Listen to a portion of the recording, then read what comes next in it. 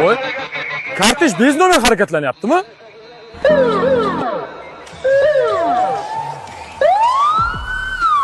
Bez nomer mashinalar to'xtatsam to'xtamasdi-yu, bular to'xtab oldimi?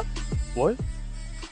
Assalomu alaykum, inspektor Abdurahmonov. Davlat raqamsiz harakatlanyapsiz. Hujjatlaringizni taqdim qilib yuboring.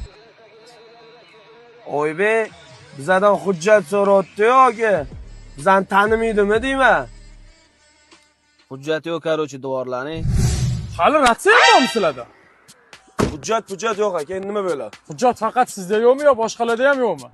Hammamizda yo'q, qarochi. Nima bo'ladi endi aka? Endi mashina jarima maydoniga ketadi. Boshlig'ini chaqirsak, ancha qiynalib qolasizmi deyman, ishdan bo'shab ketishni o'ylamaysizmi? Qani chaqirinchi boshlig'ingizni ko'raylik. Kim ekan ishdan bo'shatmoqchi bo'lgan odam? Bo'ldi, ko'rasiz, boshliq chaqir. Ana, keldilar.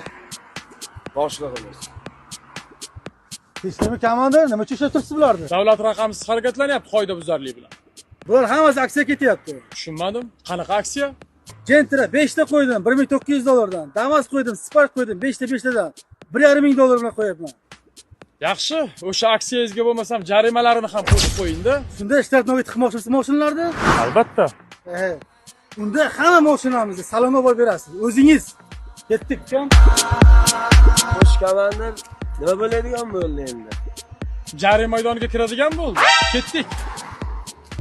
Shef, tepada u tanish bormi? Yo'q, komandir duxini oldi. Lekin to'g'ini beringga o'xshamayapti-da, komandir. Ketdik. Bir vaqt o'zida 5 tas jarima maydoni. Tarixda bunaqasi bo'lmagan.